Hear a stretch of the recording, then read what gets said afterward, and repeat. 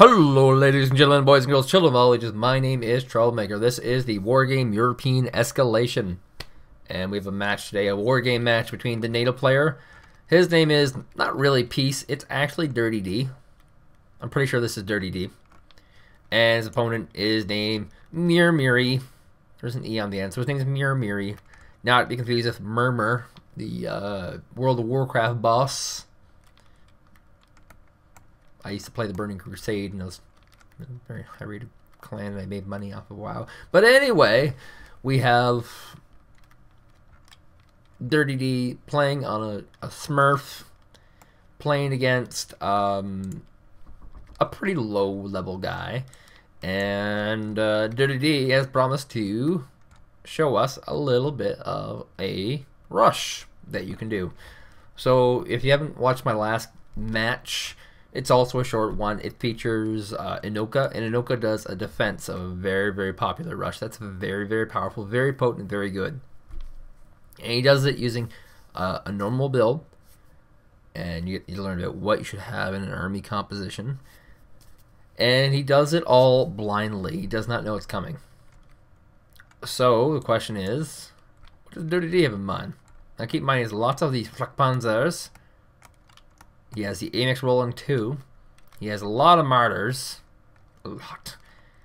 So he is actually covered against, if he gets rushed back with an air rush, he's definitely covered back. He's lots of anti-air. When you're doing a rush, a solid rush, has to cover air and ground. If you can't cover both, your rush will lose to a counter rush. And considering that rushing on the ladder is probably like 1 in 10 games is probably going to be someone all in you.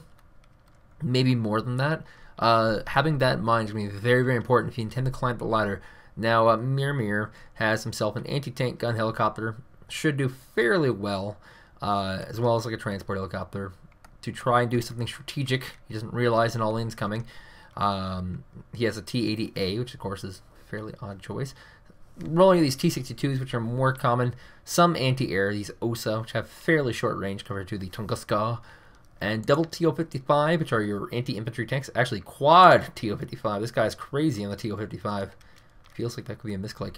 TO-55, of course, is a tank. It does shoot things, but it's mainly used for cleaning up infantry because of the massive, massive amount of morale damage and close range damage it does. Now, from Peace, which is Dirty D, he has a lot of these tank destroyers. A few infantry, not too many infantry. About 12 infantry here. He has a single SPPZ Lux, which is most infamous as a command killer. It's got that MMG weaponry thing that just kills commands, and it has great recon ability. Very, very fast as well, because it's you know, it's on wheels. So here we go. Now, poor little Murmure, not to be confused with Murmure, is once again going to be doing a normal game. He does not know this is coming. And in a normal game on this map, your go-to win strategy will be to secure Bravo base, so you get this quick reinforcement point, and either grab Charlie, which is safe, or go and push for Echo, which is a little bit harder. And generally speaking, on this map, the battleground area is right here, Echo and Delta, in which both players vie for Echo, because Delta is pretty hard to take unless you go for a 3-command strategy with a lot of infantry and anti-tank weaponry. But like I said, this is normal game. Now, note the kind of fun stuff that Murmure is doing here, and this is you know, normal stuff. This is good play. He's going to drop an infantry, put it into this one place here, because he'll pause here. Note, on this map, there is a pretty big imbalance. This is a fairly large imbalance, and you need to watch for this. This little Canadian barrels factory, and they're Canadian barrels because it's red and white, could also be Swiss, is very volatile. Compare this to the reinforcement point right here. There's really nowhere except for these hedgerows that you can store infantry. But this is a big fighting point. Generally speaking, this is one of the most common places on this map that people fight, other than this middle location. Generally speaking, in the mid-game, people are just fighting infantry versus infantry for this location. But in fact, he's not going to go for the drop. He's actually going to try and push forward and go for this hedgerow that I just said was really bad. Now note, perfectly normal splitting of infantry in various locations. Command armors in 2 great strategic locations. Just spreading his unit to normal play. And what he doesn't realize is that a pretty big spam rush is coming up. And Dirty D has a nice variety here. He has units that will cover everything. In fact, he has some naked VABs here. They're empty, and they can be used as tanks. These good old VABs. No armor on them anymore. That is something that changed in the patch. So this, obviously not going to be as good, but they are cheap. And this kind of rushing is also very common. Except not so much variety. Usually people are using a lot of infantry. And so, you know, the jig is up. Unfortunately, the wrong type of infantry being stationed here. These FJBs, he turns off all the weapons very cleverly, realizing that if he actually fires, he is completely screwed. The FJB, of course, is a anti-air one. Now, here's a funny thing. Will this Luke see this? No, the Luke's completely passes this, and here comes a nice little flank of T-55s, T-80, T-88, T-62s, all coming around what we call a pincer maneuver. Pincer maneuver in war is when you have a nice little T. It's when you're going straight for the middle, where it's weakest, along the side. So your strong point is pushing into his weak point. Of course, as you're going to see, that's not how it really ends up being.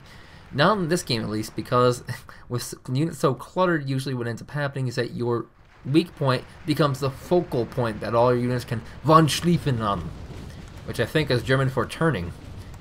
And here comes a crazy little amount of TPZ, folks. None of this is veteran Eden. This is not a big units rush. This is a lot of units rush. None of these units are particularly scary or big. You just have some of these AML links, and every single one of these T80s that is lost here by Murmure is very, very hazardous. He can lose the entire game just by losing these T80s, and there we go. Both T80s are down.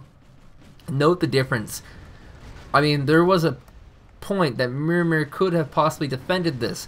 But the problem is that his units are so slow and just getting completely stomped by basically what should be inferior units. These are the T-62s and the T-80s as openers en masse generally end up being pretty bad because they are great defensive units against small pockets of units. They end up doing particularly bad against giant rushes like this because they can only shoot it so much. I mean, say the T-80s each kill 20 units for their one. That's still a bad trade. And complete surround here on this command armor. And this is looking good. And look at this counterattack here. Uh-oh, counterattack. But, I mean, this is already covered by Dirty D. He's got some Mott Schützens here, not too many. But he's got a lot of these Flak Panzers. Flak Panzers, of course, double down as anti-infantry vehicles. So he should be able to hold this with this amount of Flak Panzers. And so he's going to feel very comfortable continuing to push. He's actually sending home a flank of units, though. Worried that these 3 Mott Schützens might be too much. Maybe a little bit of a reaction. He's probably going to turn these around again. And already, Dirty D has done so much damage that the game's probably over at this point. This is probably the point where if you're Murmure, you go like, you drop a bunch of F-bombs, and then you go GG with your teeth clenched, secretly yelling at Dirty D for being such a jerk for orchestrating this rush.